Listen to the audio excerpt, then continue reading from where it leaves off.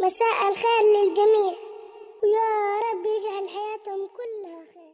تو یاد رکھے میرے عزیز، میرے رسول کریم صلی اللہ تعالیٰ علیہ وآلہ وسلم نے جو ہمیں دین دیا وہ محبت والا دین ہے، وہ پیار والا دین ہے، وہ اخوت والا دین ہے. اس میں پیار کریں گے، پیار آگے لے کے جائیں گے، پیار کو فروغ دیں گے. سنیں حدیث میرے نبی پاک علیہ السلام نے فرمایا قیامت کے دن رب کریم فرمائے گا کہاں ہیں وہ لوگ؟ منادی اعلان کرے گا میدان محشر میں، کوئی آدمی اعلان کر وہ کہاں ہیں لوگ؟ اور تو کس کو ڈھونڈ رہا ہے؟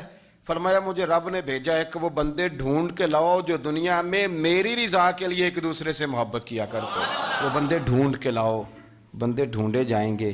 یا رسول اللہ رب ان کا کیا کرے گا؟ تو نبی کریم صلی اللہ علیہ وسلم فرمانے لگے رب فرمائے گا تم دنیا میں میری رضا کے لیے ایک دوسرے سے پیار کرتے تھے، آج میرے عرش کے سائے کے علاوہ سایہ کوئی نہیں، آج میں تمہیں اپنے عرش کے سائے میں جگہ عطا کروں گا. میری رضا کے لیے پیار کیا تم نے، میری رضا کے لیے محبت. خدا را تھوڑا تھوڑا لوگوں سے پیار شروع کریں. آپ یقین کریں پولیس والے سے آپ کہیں نا کہ تو اپنا رویہ ٹھیک کر، تو کہتے تو انہیں پتہ نہیں بندے کس طرح دا ساڑھنا سلوک کرتے ہیں.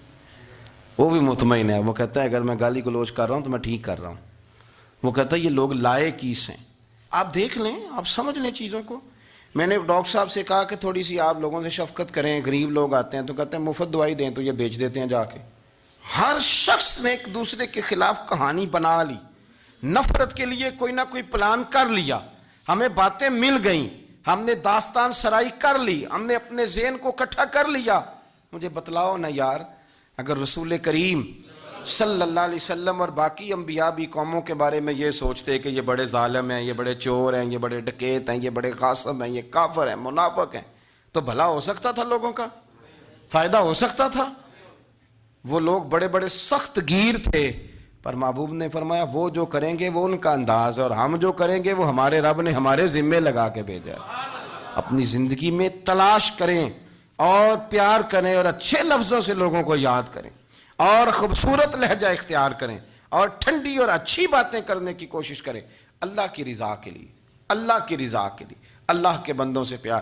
یارو دیکھو، عورت ہو طوائف، زندگی ساری بیت جائے گناہوں میں، لیکن میرے نبی پاک فرماتے ہیں وہ رب کی رضا کے لیے کتے سے بھی پیار کر لے تو رب اسے جنت عطا کر دیتا ہے.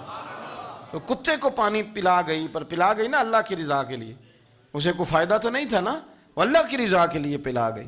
تو رب کریم نے اس کے سارے گناہوں کو، کسی سے پیار تو کریں، خدا را کسی سے پیار تو کریں.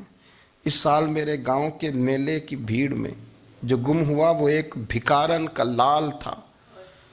اس غریب کو تلاش تھی متاع خلوص کی، اور مخلوق چپ رہی کہ یہ مشکل سوال تھا. یار کوئی شخص ایسا بچا ہی نہیں جس سے لوگ امید کریں، توقع کریں کہ مجھے یہ اپنا کندھا دے گا میں سر رکھ کے رو لوں گا. کوئی ایک ایسا شخص ملا ہی نہیں جس کے بارے میں لوگ کہیں کہ بڑا مخلص ہے. یار اتنی بڑی میرے محبوب کی امت، ہر حکومت غلط، ہر شخص غلط، ہر بندہ برا، ہر جماعت بری. اللہ کی رضا کے لیے کچھ لوگوں کے لیے فروغ محبت کا بھی فریضہ سر اندر